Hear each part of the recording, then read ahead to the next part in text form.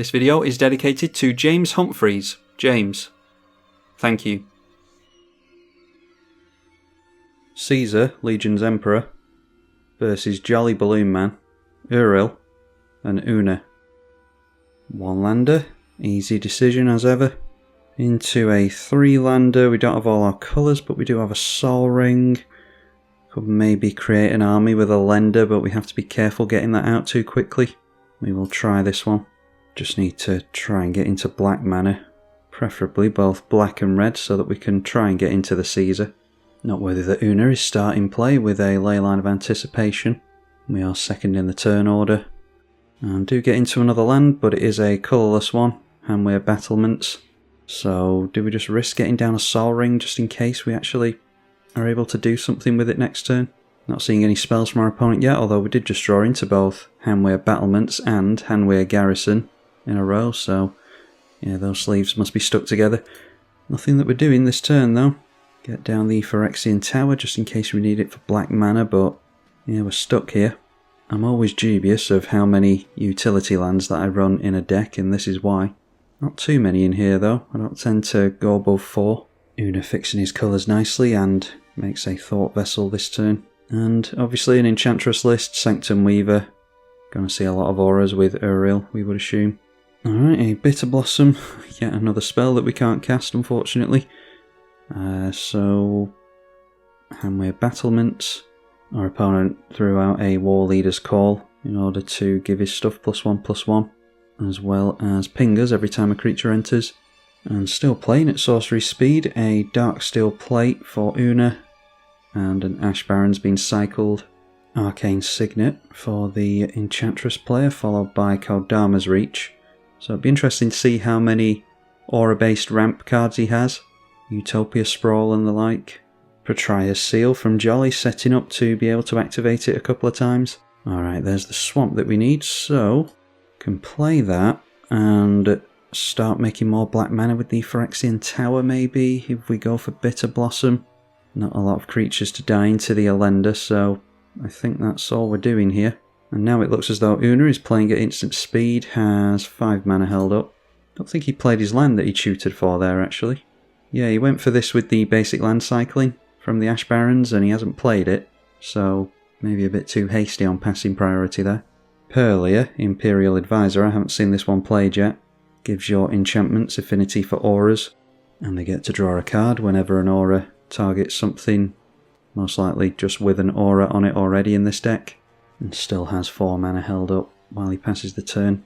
Agate Instigator, so we know what the plan is for Jolly Balloon Man over here. Wants to use it as a pseudo Perforos deck. That is a creature entering. He spent 4 mana on this, so he'll get another one into play, meaning that we get pinged twice by the War Leader's Call and once by the original Instigator. And then a Split Skin Doll, draw a card when it enters. So gonna Lightning Bolt us with just that one creature entering. So we make our first token with the Bitter Blossom, which should be a decent amount of black mana for us. Still wouldn't mind drawing into a red though.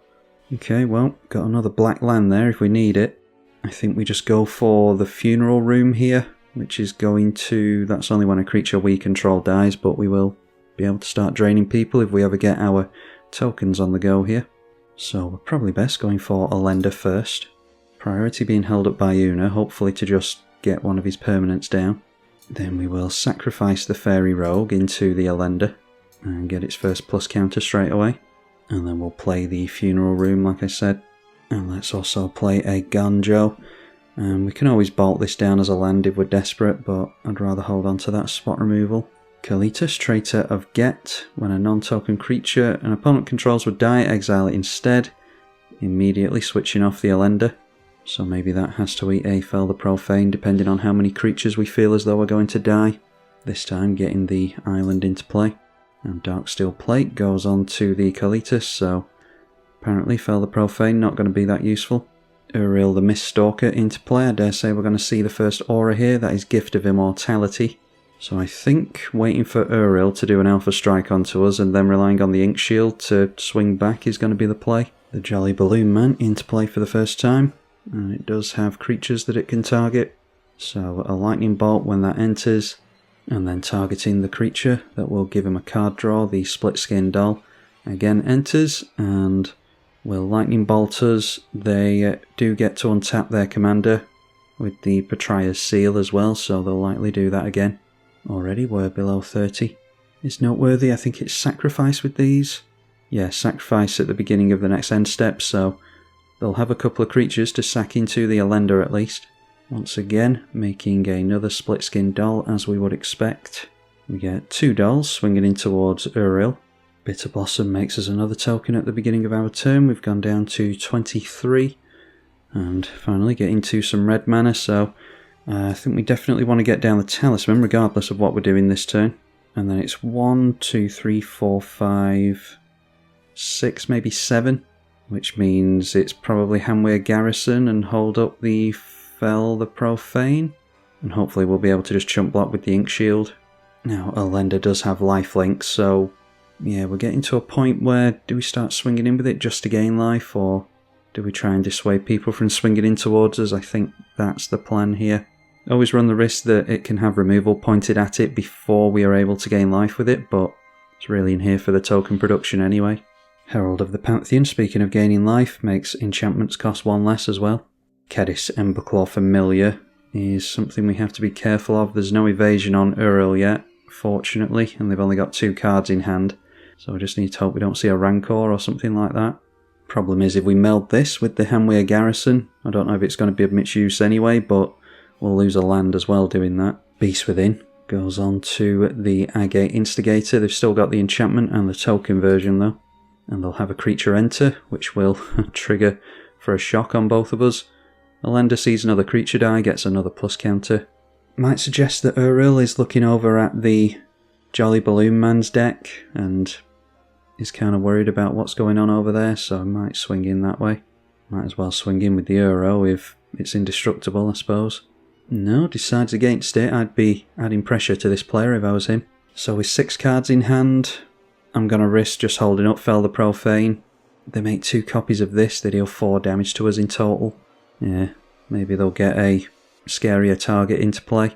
Maybe they can tap into some bits on the stack and not hold up enough mana for the Jolly Balloon Man, so we can take them off that until their next turn. It does have haste is the problem. Playing Urza's Saga. Patron of the Arts.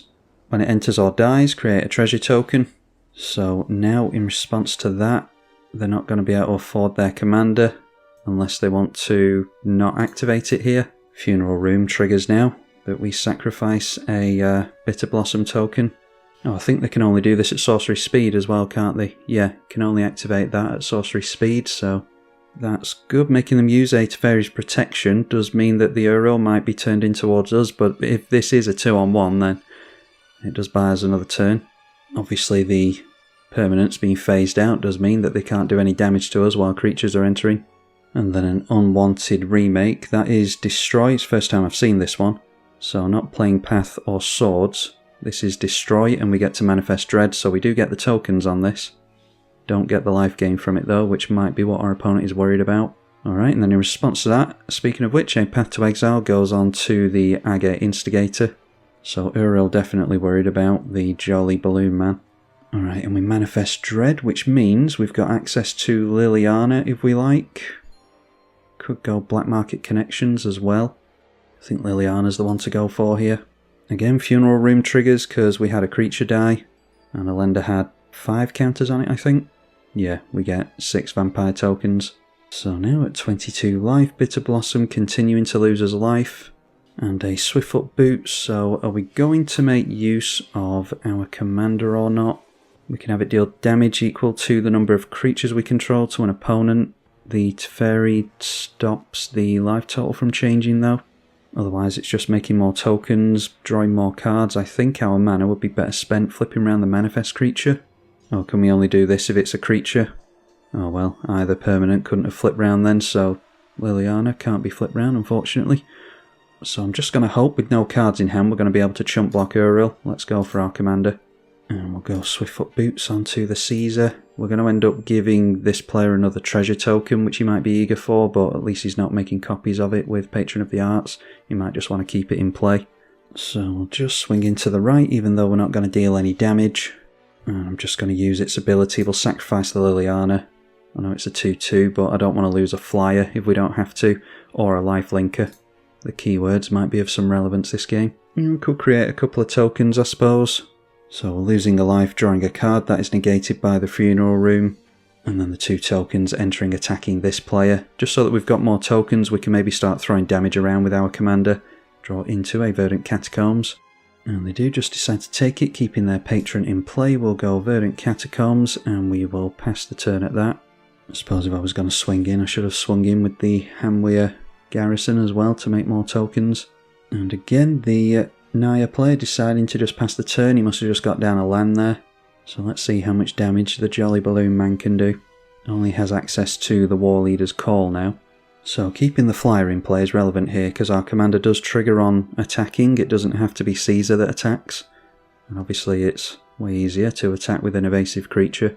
So we could just hold back our commander next turn if it's too difficult to swing into things like 4/4 beast tokens. A Sun Titan into play for our opponent can grab back the Agate Instigator. Doesn't get to pay the offspring cost because that is a cast trigger. Does manage to shock us every time a creature comes into play though, just 1 damage from the War Leader's Call, and then another one when the Lizard enters. Luckily can't abuse the graveyard too much with Jolly and the Sun Titan at the moment. Creates a token with the Urza's Saga though, doesn't have too many artifacts. Still enters as a 5/5 though, and will shock us like I said. So I think next turn we're at a point where we're holding back our lifelink blockers and holding up the Ink Shield. Jolly Balloon Man is pointed at the Construct token, so makes another one of those, takes us down to 14, our other opponent down to 10. The 7/7 goes into the left, that's the Construct that they just made, so it's just facing down against an indestructible Uril really. They decide to take the damage though. We'll finally fix some red mana on a land, and I'm assuming our opponent's going to turn everything in sideways towards us next turn. Is it worth going for swinging in with vampire tokens, do we think, just to gain life? We're going to lose them all, but I'm not sure how much damage they're going to be able to deal to us next turn with the Agate Instigator and War Leader's Call and the like. Another land, now we start getting into them. So I think I'll hold them back as blockers. Let's swing in with the Hamwea Garrison and sacrifice it this turn. Or do we just take the opportunity to meld it? The 3/2s are just going to go down to blocks anyway, quite easily, so might as well sacrifice that, as tempting as it is to meld them just for the sake of doing it. So let's swing in with our Fairy Rogue token, and we'll swing in with the Hamwea Garrison just to trigger it as well. Should have done that last turn as well. Caesar goes on the stack. We will sacrifice the Hamwea Garrison after the 1/1 red humans have come in. So sacrifice the Hamwea Garrison and trigger the Funeral Home.